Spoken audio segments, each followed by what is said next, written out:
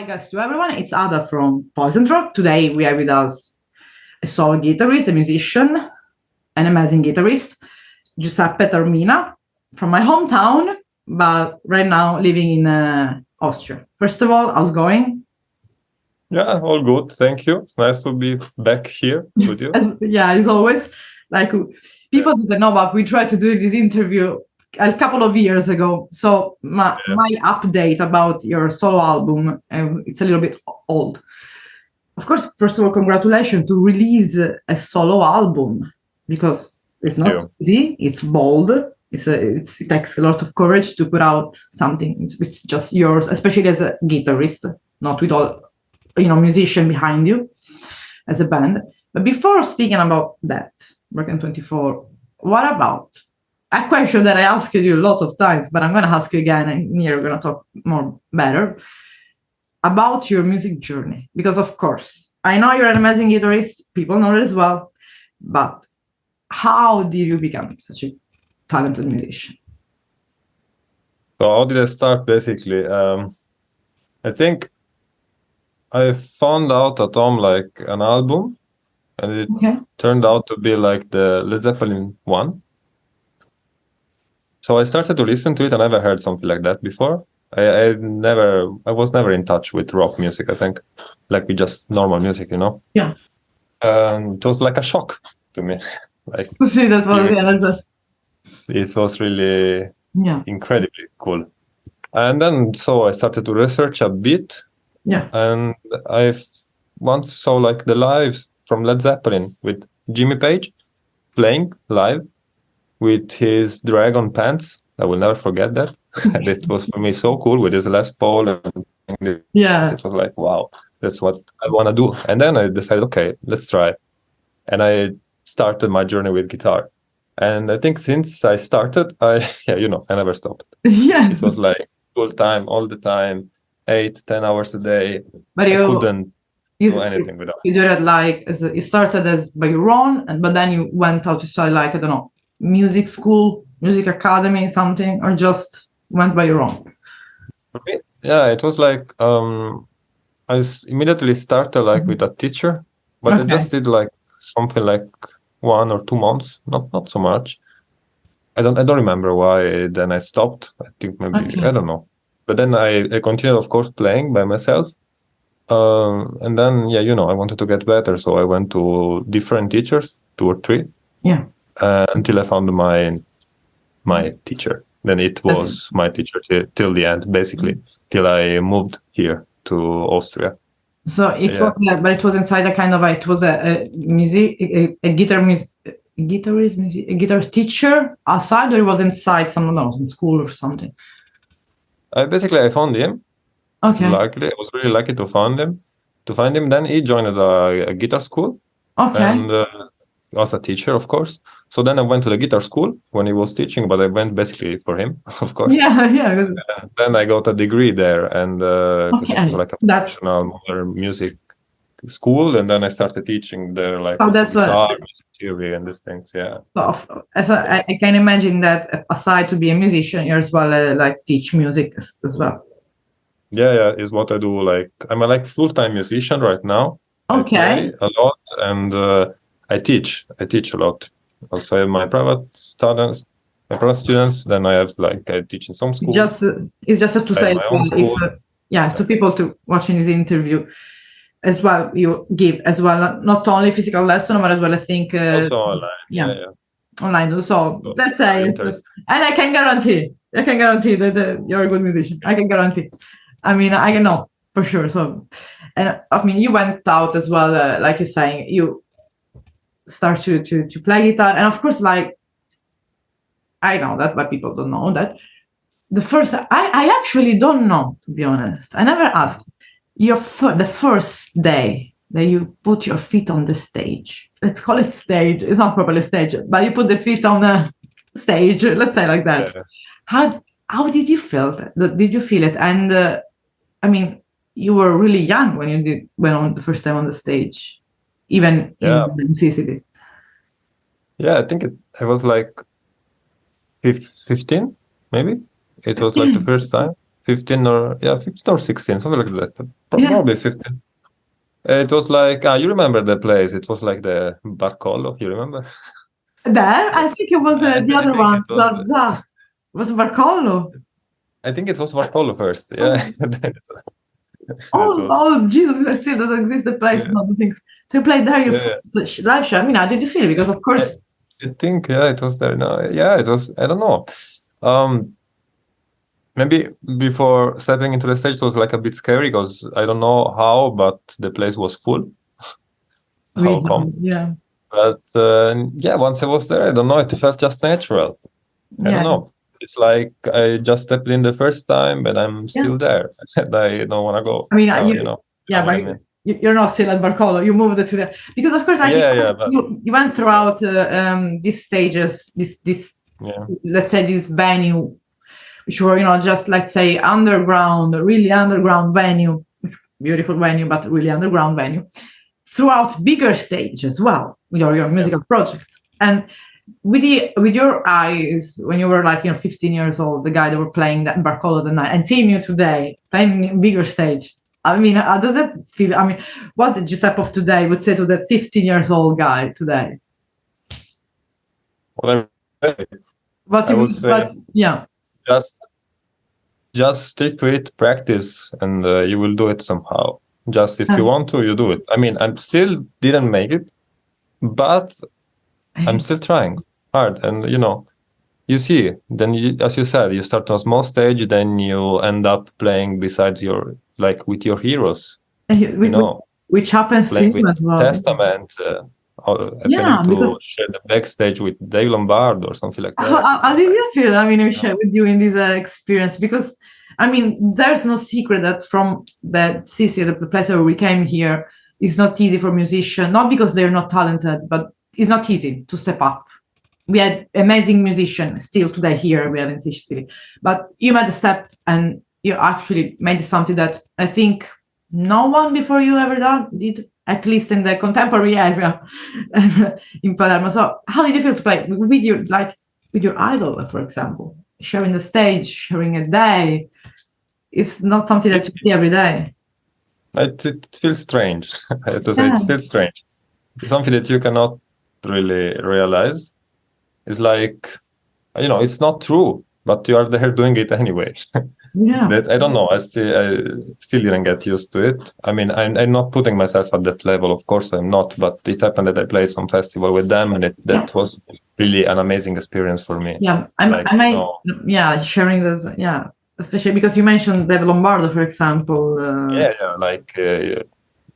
Some guy that you think you will never meet in your life.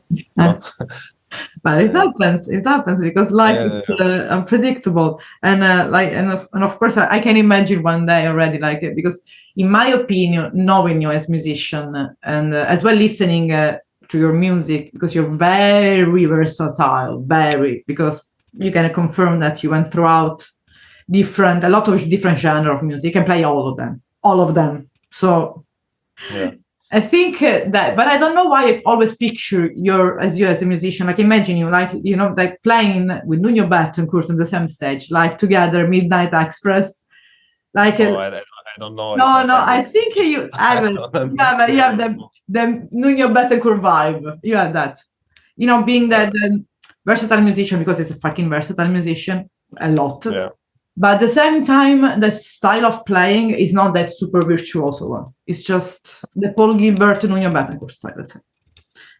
I don't know. That was my school.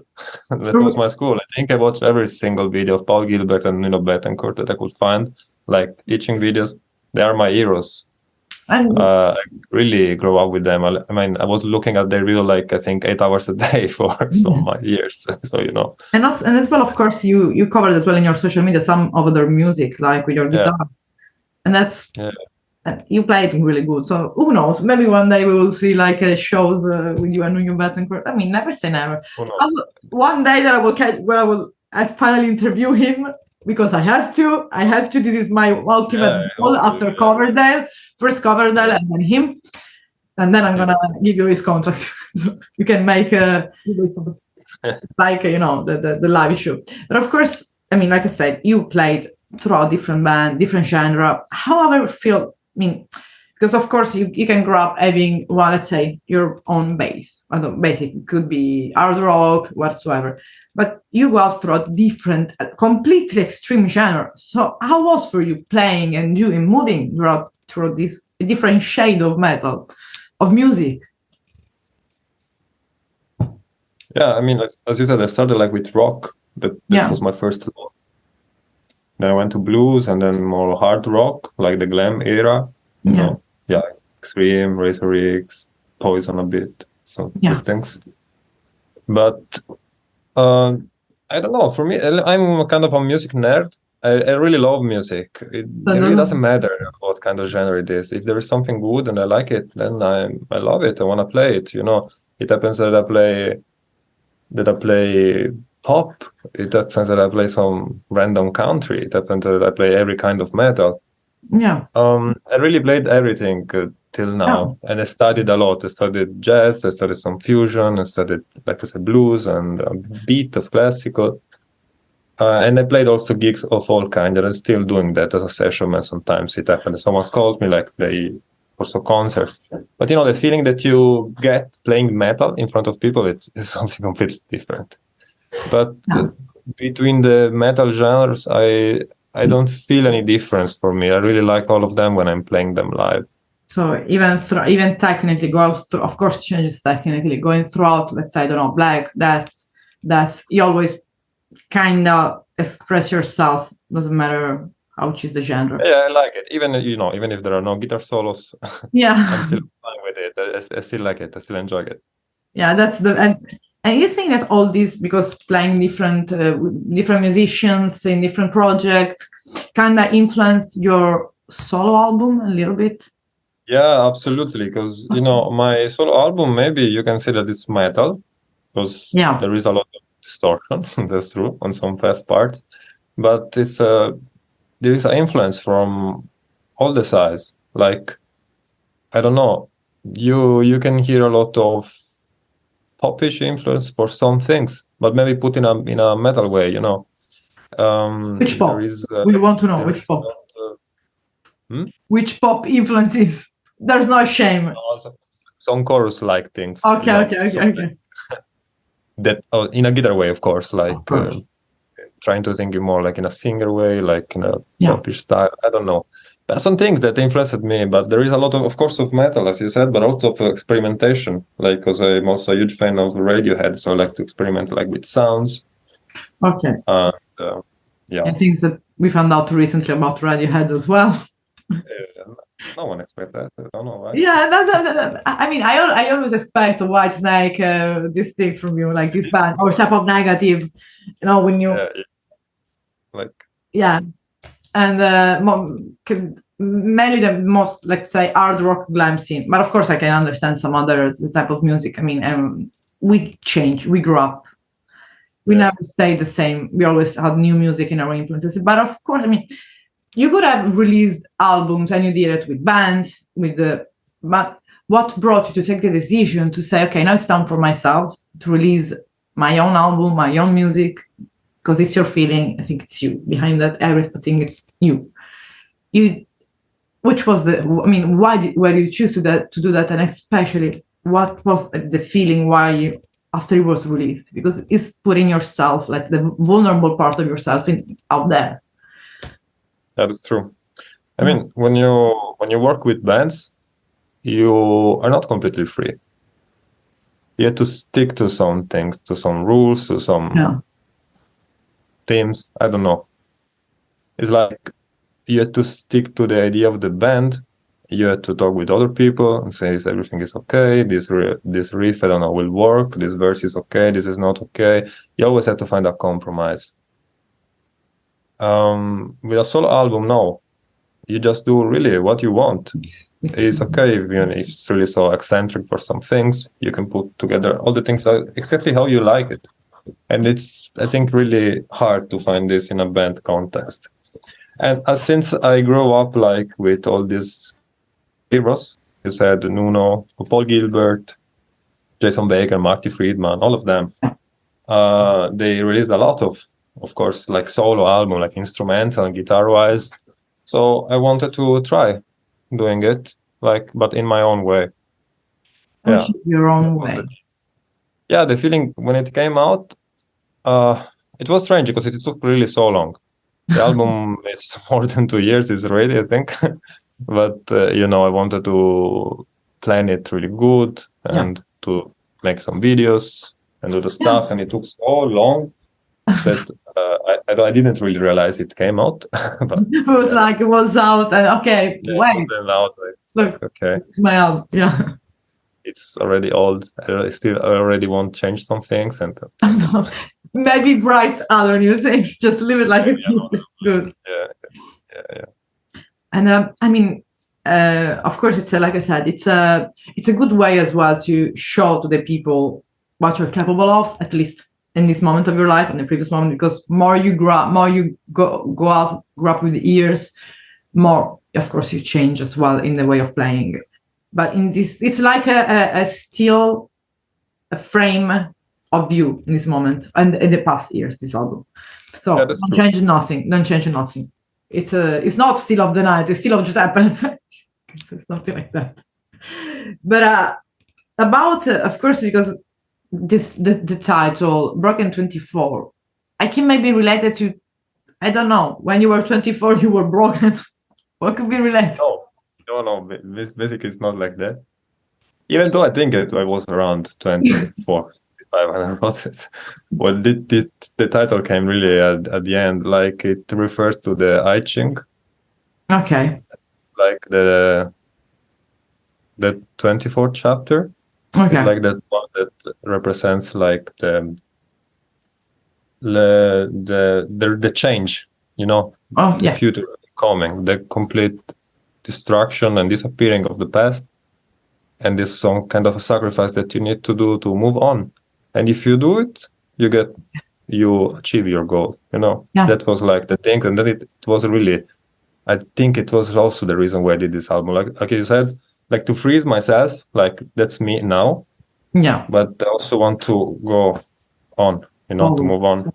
So because of course it's a kind of way, something that is reliable, could be reliable to anyone, you know, because we always want to, I'm this person who I am today, but maybe today I'm learning something that I have to move on and growing up to. So it's a kind of a theme, like a topic that a lot of people can rely on it and say, okay, this is what I'm, come on, with all the things were going on in Europe, in the world right now, it's something that we can all relate. But of course, writing it, like you said, it takes a couple of years or even more than that. And as I first saw a single, you released the self-titled track with a beautiful video clip. And I mean, it's not, I mean, of course, we know that there's huge guitarists doing solo, but not always. There are, like I said, I don't want to say new, because for me, like already into the old musician.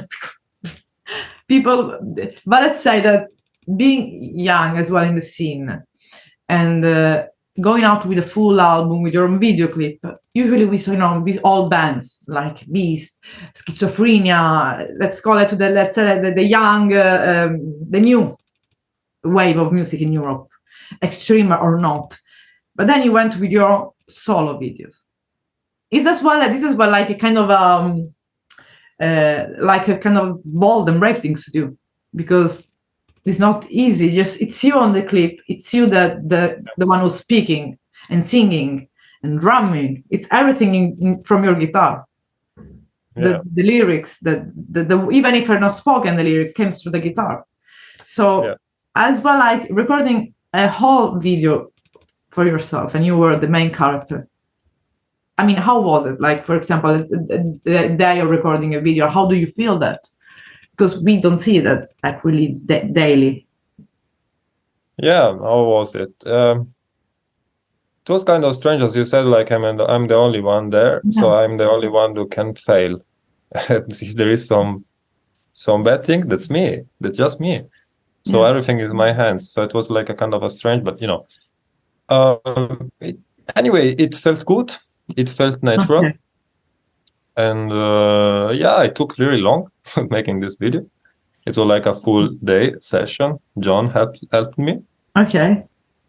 He was doing the video and the editing and everything. So thanks to him, it turned out so good. And thanks to the girls in the video. Yeah, as well. It's beautiful because it's a really professional video clip. It's not a made up video clip. And thanks to God, it's not an AI video clip. Please never do that. Please never do that. I don't think that. Thank you, because there are so many people out there, and I'm starting to lose faith in the music now. Sometimes when you see this AI generating, think, what the fuck is that? And of course, that was the self-titled track. But then there was embody dysfunction. So of course, I don't want to go through each song and talk about the lyrics, but the main concept that we can take, like a message, for example, from embody dysfunction, what could it be? What it is, in your opinion, throughout your. For me, it was for the whole album, it was like to show a bit different shades of me, myself.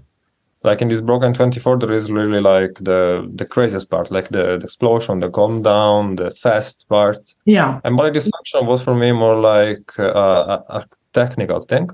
Okay. To be playing more about with arpeggios and fast tempo and fast fingering with guitars and all these things. So this is why for Embodied Dysfunction I released like a playthrough where I really just show what I'm doing with the guitar. I prefer to like more read the story. So that this album represents. All the songs represent something of me. So somehow. Just like always, because it may happen that I heard from a good guitarist, but is not conscious of him. You are kind of similar. I have to introduce you, both of you. He said that, I say all the time that he's an amazing guitarist. But he said, I don't. But when he said something like, when I play the guitar, sometimes like each song, each note is a word to me. Like, so can you confirm that even if there are no words, the sound of the guitar is telling the lyrics itself? Yeah, it's exactly like that. It's like that. I have to show you. I have to meet you. You have to meet. You're gonna be best friend forever. Let's see then. Yeah, he's a French native guy. He's in post-rock. He's a Native American guy, really good playing musician, and he's a doomish band, but it's super fun. Mm-hmm. And I see like a similarity, like as well in the way of thinking and playing. In fact, I mentioned you to him once. I said, "Oh my God, you're similar to my friend." There are a lot of similarities. But of course, coming back to Broken 24, you release you release it only in a digital copy right now, or it's also physical for people that might require it? I just did digital right now. Okay. I'm thinking like in the near future to do like a physical one. But right now you just... It's not even a month that it's been released. Yeah, that's true. That's true. It was like 2 weeks ago. Yeah. You know, I still didn't realize it. 2 weeks ago. It's like 3 years ago. Yeah, it's 2 weeks. So people can find that in every platform, and they can. There's a Bandcamp as well. Yeah, Bandcamp everywhere. Because sometimes Bandcamp is the fastest way to take it. Everyone has fast Bandcamp nowadays, and so just to say, in the Broken 24 there is every shade of you, like musically. But if you want to take really, let's say, one song that for you has a deep meaning, you don't have to say the meaning. Just one song that has deep meaning. You don't want to put out too much. And of course, one song that in the opposite side, you had fun. It's more fun to play because you enjoy more, like it's the vibe, the rhythm part. Okay. So what I enjoy the most playing is Embodied Dysfunction, for sure. Okay. Really fun to play for me. The most important, like with deep meaning of... there are 2 songs that are like fighting with each other. They're like Broken 24, the self-title, and Ode to Negative. Okay. Ode to Negative is another single you released as well. Yeah. I didn't do a video, but yeah, I released like a single for the album. Yeah. Okay, so these are the deep meaning. The meaning, we can leave it to the audience if you want to, just because sometimes sometimes it's better to them to find out their own, because sometimes can be influenced by your own, let's say, your meaning that will be influenced as well, and it's, let's say, something that personal as well.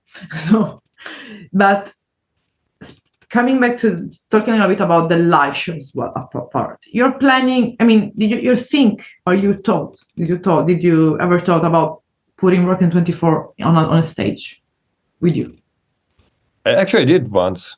I did once, and before it was released, I did it here in Graz. I was offered a gig, and I was like, "Okay, fuck it, I'll do it alone," and I did it. You did with it? my own album Okay. all alone. Yeah, it was pretty cool. Okay. But actually, right now, I'm not really planning it, like bringing it live, because I really like playing with bands. It's just another feeling.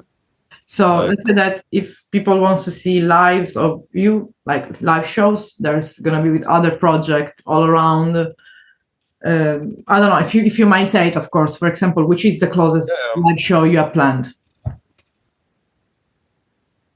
I don't know. I don't know. I think there is something Xenos somewhere. Okay. I don't know, but then Tiyris is in June. I have like 2 shows with Tiyris. And you will also see me soon again with Three Glove live.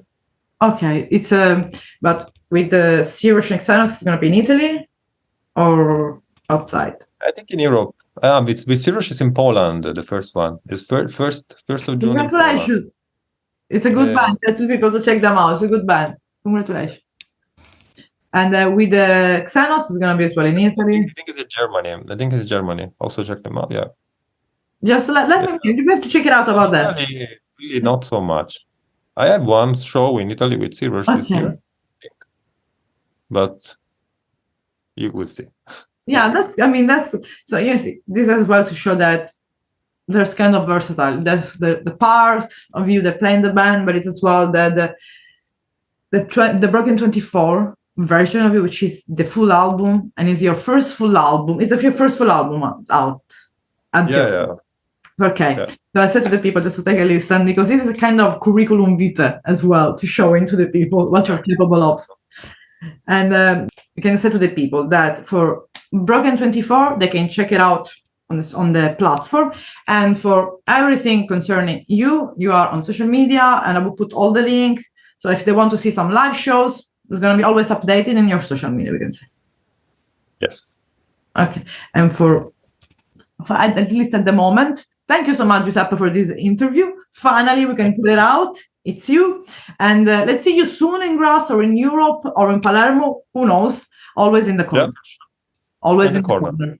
Don't forget that. Bye. Ciao. Right, thank you. It was a pleasure. Ciao. Ciao, ciao. Sta parte per la taglia. Ciao, ci sentiamo per estate. Ciao, buon sabato.